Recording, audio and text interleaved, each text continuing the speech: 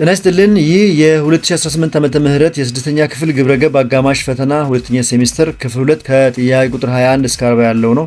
ይህ ጥያቄ የተዘጋጀው በባህር ዳር አቡነ ጎርጎርዮስ ትምህርት ቤት ነው። እናመሰግናለን። ጥያቄ ቁጥር 21 አንድ ህግ ለመባል ማሟላት ካለበት ባህሪዎች ውስጥ የማይካተተው የቱ ነው?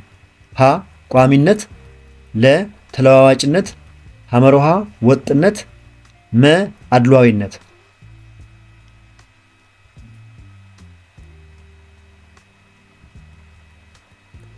አድሏዊነት ካላችሁ ትክክል ነው። ህግ ለሁሉም ዜጋ እኩል መሆን አለበት እንጂ በአድሎ ላይ የተመሰረተ መሆን የለበትም። በጣም ጥሩ። ጥያቄ ቁጥር 22 የህግ አክባሪነት ጥቅም ያልሆነው የቱ ነው? ሀ ነፃነትን ያጎናጽፋል፣ ለ ሰላም ማስጠበቅ፣ ሐመሮሃ የሰላም እጦት፣ መ ሉዓላዊነትን ማጽናት።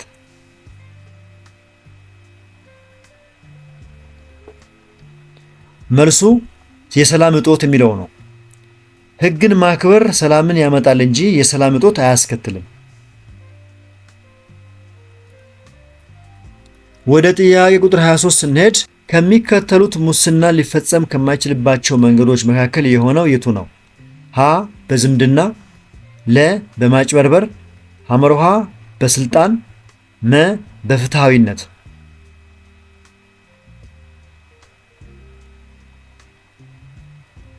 መልሱ በፍትሃዊነት የሚለው ነው። ፍትሃዊነት ለሁሉም እንደየመስፈርቱ የሚገባውን መስጠት ስለሆነ የሙስና ተቃራኒ ነው።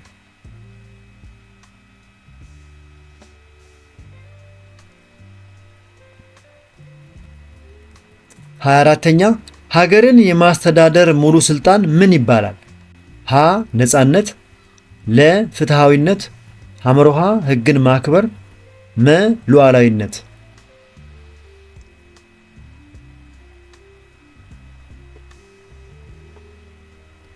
ትክክለኛው መልስ ሉዓላዊነት የሚለው ነው።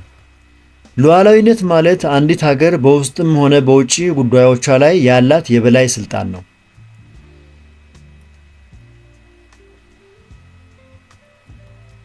25ኛ ከሚከተሉት ውስጥ የሰዎችን አካልና አእምሮ የሚጎዳ በሽታ የቱ ነው?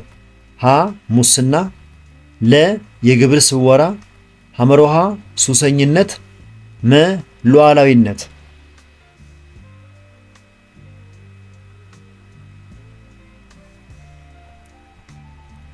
መልሱ ሱሰኝነት የሚለው ሲሆን ሱሰኝነት የአካል ጤናን ከማዳከሙም በላይ የአእምሮን ሚዛንና ስነልቦናን ያዛባል።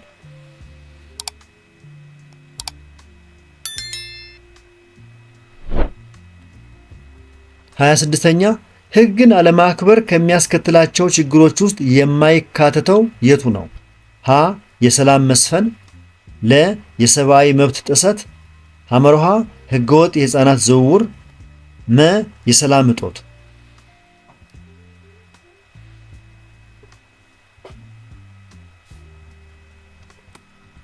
መልሱ የሰላም መስፈን የሚለው ነው። ህግን አለማክበር ትርምስንና የሰላም እጦትን እንጂ የሰላም መስፈንን አያመጣም።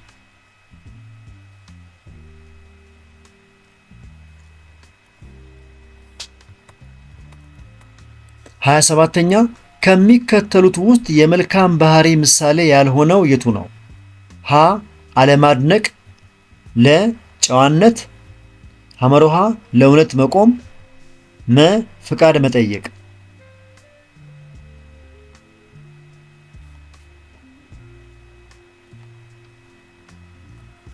መልሱ አለማድነቅ የሚለው ነው። መልካም ነገርን አለማድነቅ ወይም እውቅና አለመስጠት የመልካም ስብዕና መገለጫ አይደለም።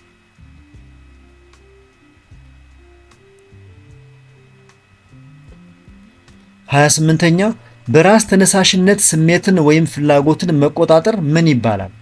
ሀ በራስ መተማመን፣ ለ ራስን መግዛት፣ ሐመሮሃ ለራስ አክብሮት መስጠት፣ መ ለራስ ከፍተኛ ዋጋ መስጠት።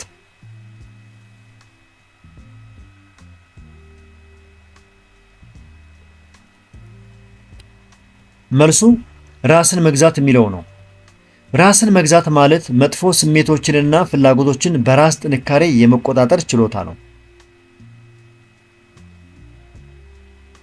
በጣም ጥሩ። ጥያቄ ቁጥር 29 መሰረታዊ የመልካም ባህሪ ምክንያቶች ከሚባሉት ውስጥ የማይካተተው የትኛው ነው? ሀ ቤተሰብ፣ ለ ጊዜ፣ ሐመሩሃ ምርጫ፣ መ መጥፎ ጓደኛ።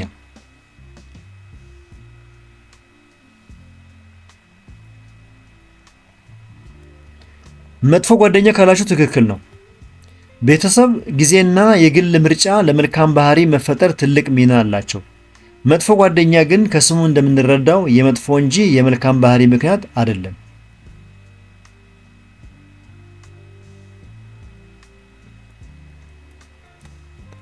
ወደ ክፍል 2 ጥያቄ አጋማሽ ደረስን። የተከበራችሁ የዚህ ቻናል ተከታታዮች እስካሁን በቀረቡ ጥያቄዎች መልስና ማብራሪያዎች ላይ አስተያየት፣ ጥቆማ ወይም ጥያቄ ካላችሁ አስተያየት መስጫው አስቀምጡ። ከተመቻችሁ አሁኑ ላይክ አድርጉ። ሌሎቹ እንዲያገኙት ከፈለጋችሁ ደግሞ ሼር አድርጉላቸው።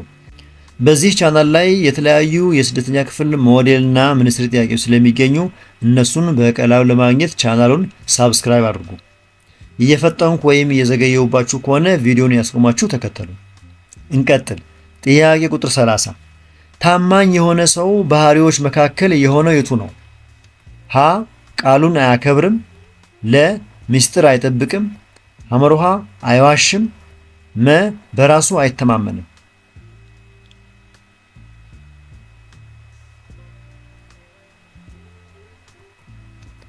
መልሱ አይዋሽም የሚለው ነው። ታማኝ ሰው እውነተኛ ስለሆነ ውሸትን ይጸየፋል።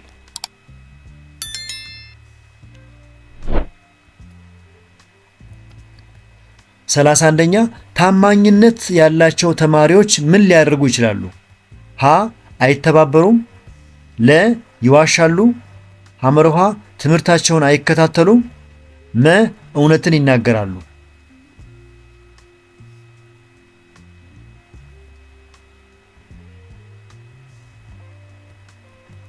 መልሱ እውነትን ይናገራሉ የሚለው ነው። ታማኝ ተማሪዎች ሁልጊዜ እውነትን በመናገርና በታማኝነት በመስራት አርአያ ይሆናሉ።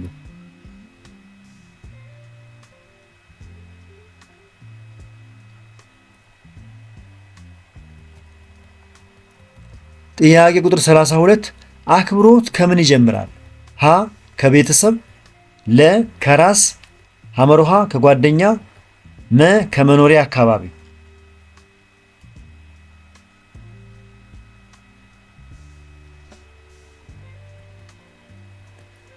ከራስ ካላችሁ ትክክል ነው።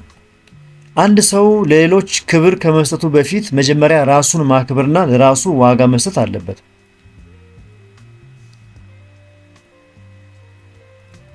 33ኛ አንድ ሰው ለሌሎች ሰዎች የሚያሳያቸው ወይም የሚፈጽማቸው ተግባራት ምን ይባላሉ?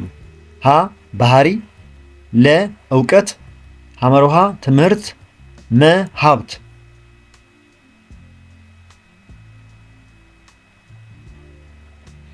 የዚህ ጥያቄ ትክክለኛው መልስ ባህሪ የሚለው ነው። ባህሪ በአንድ ሰው ተግባርና ንግግር የሚገለጥ ማንነቱ ነው።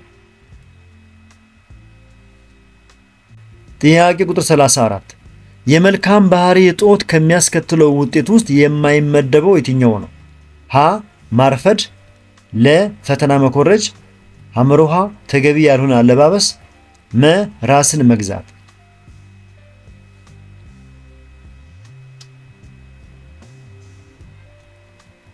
መልሱ ራስን መግዛት የሚለው ነው። ራስን መግዛት የመልካም ባህሪ ውጤት እንጂ የመልካም ባህሪ እጦት ውጤት አይደለም።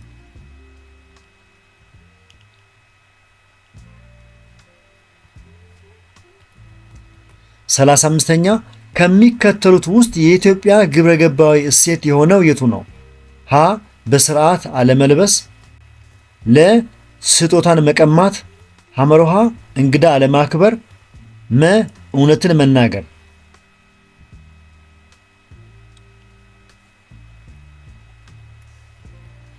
መልሱ እውነትን መናገር የሚለው ሲሆን እውነትን መናገርና ታማኝነት በኢትዮጵያ ማህበረሰብ ዘንድ ትልቅ ዋጋ የሚሰጣቸው እሴቶች ናቸው።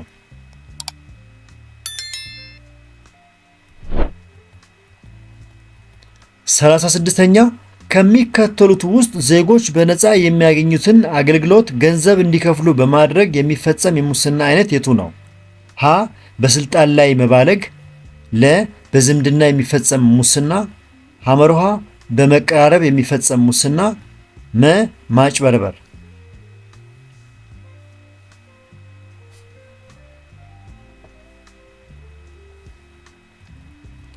መልሱ በስልጣን ላይ መባለግ የሚለው ነው። የተሰጠንን የመንግስት ስልጣን ተጠቅሞ በነፃ መቅረብ ያለበትን አገልግሎት በክፍያ መሸጥ የስልጣን ብልግና ነው።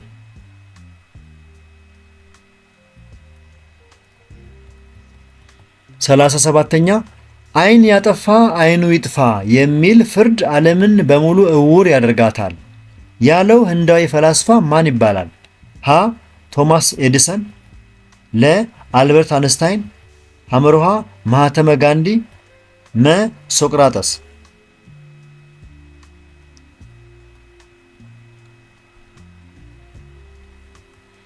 ማህተመ ጋንዲ ካላችሁ ትክክል ነው። ማህተመ ጋንዲ በሰላማዊ ትግልና በይቅርታ የሚያምን ታዋቂ ህንዳዊ መሪ ነው።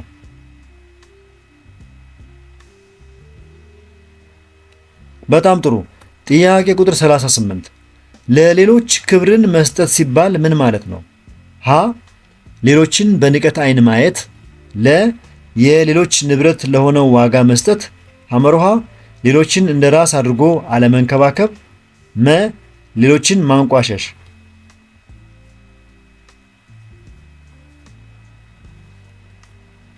ትክክለኛው መልስ የሌሎች ንብረት ለሆነው ዋጋ መስጠት የሚለው ነው። ክብር መስጠት ማለት የሌሎችን መብት፣ ንብረትና ማንነት እውቅና መስጠትና መንከባከብ ነው።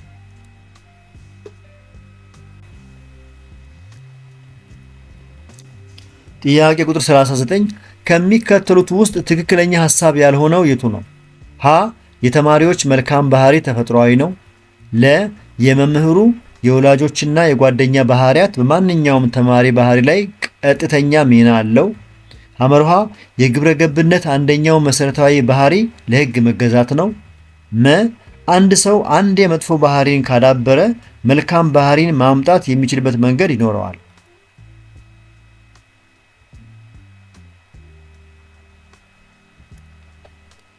የጥያቄ ቁጥር 39 መልስ የሚሆነው የተማሪዎች መልካም ባህሪ ተፈጥሯዊ ነው የሚለው ነው።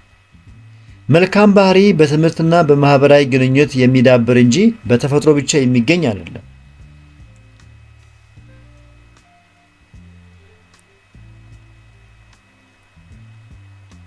ወደ ግብረገብ ትምህርት የመጨረሻ ጥያቄ ደረስን። ጥያቄ ቁጥር 40 ከሚከተሉት ውስጥ በአየር ብክለት ምክንያት የሚመጣ ችግር ያልሆነው የቱ ነው? ሀ አሲዳማ ዝናብ፣ ለ የዓለም ሙቀት መቀነስ፣ ሐመርሃ ኃይለኛ አውሎ ንፋስ፣ መ የአየር ጸባይ ለውጥ።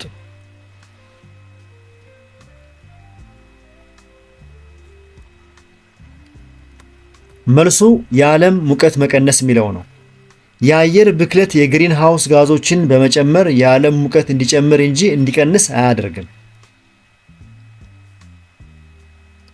የተከበራችሁ የዚህ ቻናል ተከታታዮች እስካሁን በቀረቡ ጥያቄዎች መልስና ማብራሪያዎች ላይ አስተያየት፣ ጥቆማና ጥያቄ ካላችሁ አስተያየት መስጫው ላይ አስቀምጡ። ከተመቻችሁ ሳትረሱ ላይክ አድርጉት። ሌሎቹ እንዲደርሳቸው ከፈለጋችሁ ሼር አድርጉላቸው። በዚህ ቻናል ላይ የስድስተኛ ክፍል ሞዴልና መልስ ጥያቄዎች በብዛት ስለሚገኙ እነሱን በቀላሉ ለማግኘት ቻናሉን ሳብስክራይብ አድርጉ። እየፈጠንኩ ወይም የዘገየው ከሆነ ያቀረብኩላችሁ ቪዲዮን ያስቆማችሁ ተከታተሉ። በሌላ ትምህርት እስከምንገናኝ መልካም የጥናትና የፈተና ዝግጅት ወቅት ይሁንላችሁ። ቻው።